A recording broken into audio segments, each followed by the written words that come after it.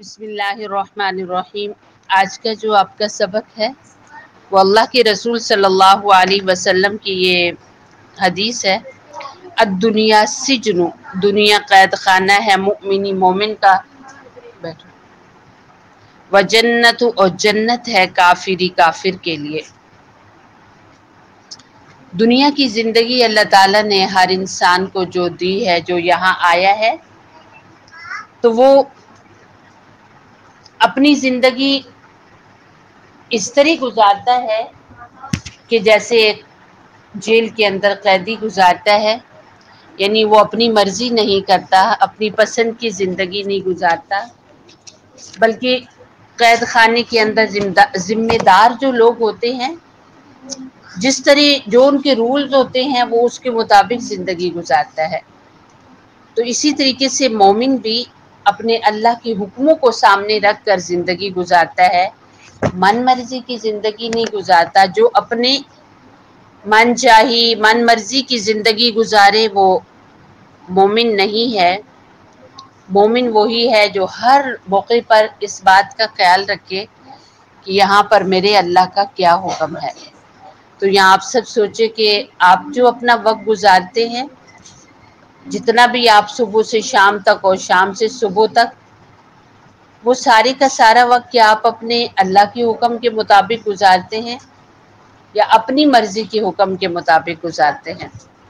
आपको पता है कि जो बंदा जेल के अंदर अपनी मर्जी करता है, उसकी सज़ा बढ़ती है, उसको तकलीफ़ें ज़्यादा दी जाती हैं। वो जेल के अंदर सुधरता है फिर, और अगर नहीं सुधरेगा तो हो सकता है उसकी कैद बढ़ जाए। अब जब मुसलमान भी, मोमिन भी इस जहान की ज़िंदगी में अपनी मर्जी करता है, तो उसके लिए मुश्किलें तो बहुत सारी आती हैं, परेशानियाँ बहुत सारी आती हैं, दुख तकलीफ़ें बहुत सारी आती हैं। और जब अपनी मर्जी छोड़कर अल्लाह की मर्जी पर चलते हैं, तो फिर ये है कि हर सहूलत दी जाती है। आप देखो, हज़रत यूसुफ अलैहिस्सलातु वस्सलाम कैद के अंदर थे, उनको कैद में डाला गया, लेकिन उनकी इतनी खूबसूरत गुफ्तगू, उनका इतना अच्छा रहन सहन, उनका इतनी अच्छी शख्सियत, जेल में होने के बावजूद वो आज़ाद थे।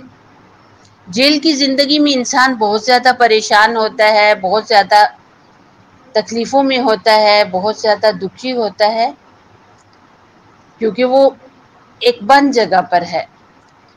लेकिन अगर वो वहाँ के जो रूल्स हैं उनको वो फॉलो करता है, तो फिर वो चाहे जिस जगह पर भी रहे, उसके लिए कोई मुश्किल नहीं होती। और अगर बंदे की सोच और ज़हन में मालिक के हुक्मों को पूरा करना हो, तो उसके लिए आज़ादी और जेल कोई मानी नहीं रखती। वो जहाँ पर भी हो, उसने तो बस अपने मालिक का हुक्म पूरा करना है।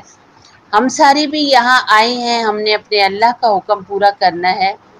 ये नहीं देखना कि कैसी जगह है, ये नहीं देखना कैसा वक्त है, बल्कि हमने ये देखना है कि इस जगह में हमें अल्लाह को कैसे राज़ी करना है और इन औकात में हमारे अल्लाह का क्या हुक्म है।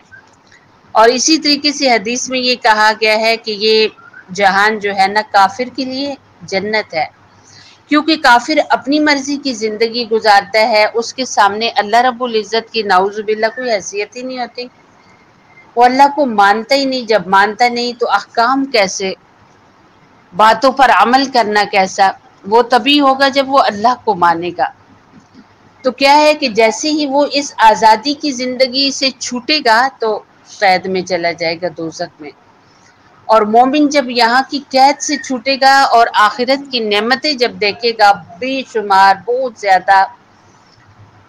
हदीस का मफ़हूम है ना कि दुनिया का दुखी तरीन इंसान, इतना दुखी इंसान कि जिसने एक पल के लिए भी इस जहान में कोई खुशी नहीं देखी, कोई सुख नहीं देखा, तो आखिरत में जब जाएगा तो उसको एक गोता जन्नत के आबे हयात से दिलाया जाएगा।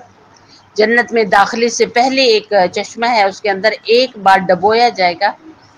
उसका ये असर होगा कि वो ये जानेगा कि दुनिया में मैंने कोई दुख ही नहीं देखा, खुशी ही खुशियाँ देखी हैं।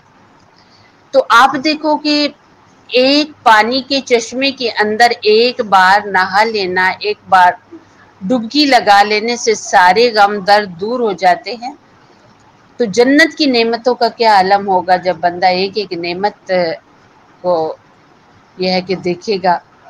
یہاں تک قرآن پاک میں آتا ہے کہ انسان اڑتے پرندے کے بارے میں صرف یہ خیال کرے گا کہ کتنا پیارا پرندہ ہے، تو وہ ریسٹ ہو کر، یعنی وہ روسٹ ہو کر، وہ تیار ہو کر، وہ پک کر پلیٹ میں اس کے سامنے آ جائے گا اور وہ کھائے گا۔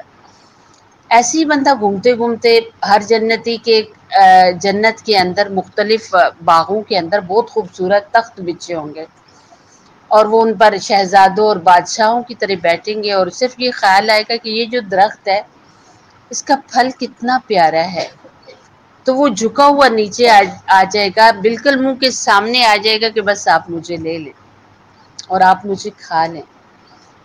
اور دلوں کے اندر خیال آئیں گے اور خیالات اللہ تعالیٰ پورے کریں گے، یہاں تک کہ ہر جنتی کے بارے میں آتا ہے کہ جنت کے اندر اس کا اپنا جہاز ہوگا، اور وہ اس جہاز میں بیٹھ کر اپنی جنت کا سیر کرے گا۔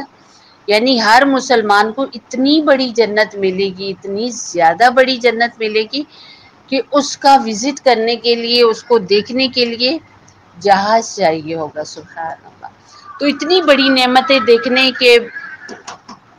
دیکھے گا جب انسان، تو وہ سمجھے گا کہ میں اب آزاد ہوا ہوں، پہلے تو میں قید میں تھا۔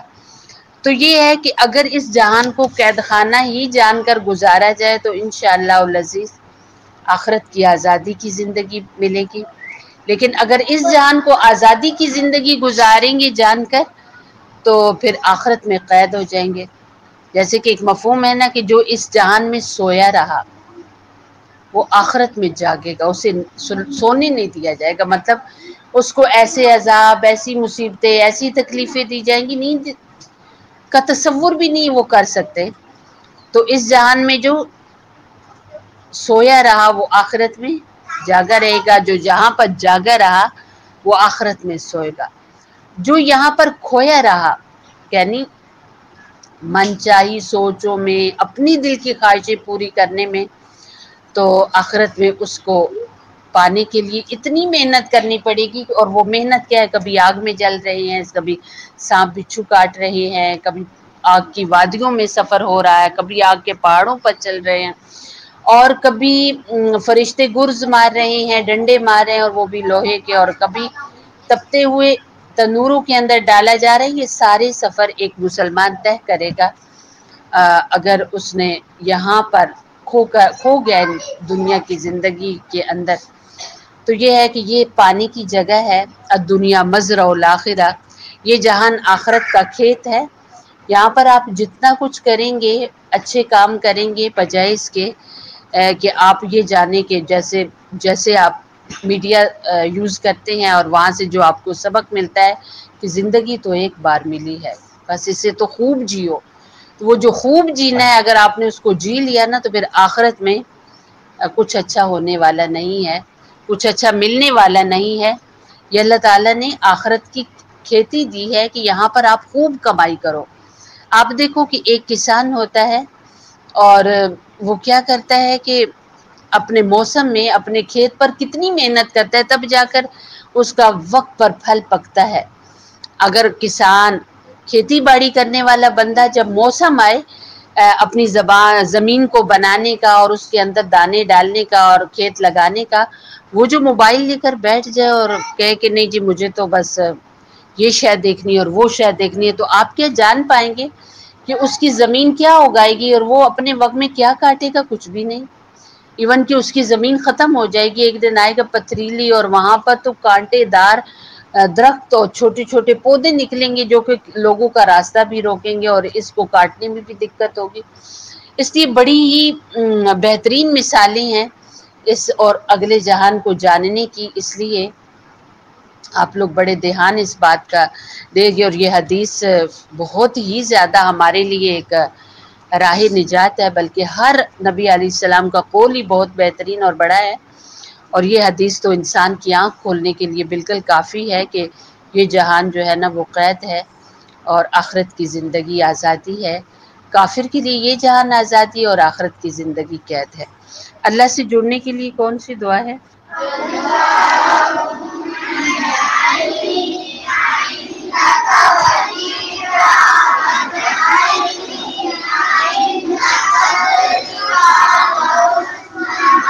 اور نبی صلی اللہ علیہ وسلم کی محبت کے لیے کون سا درود شریف ہے؟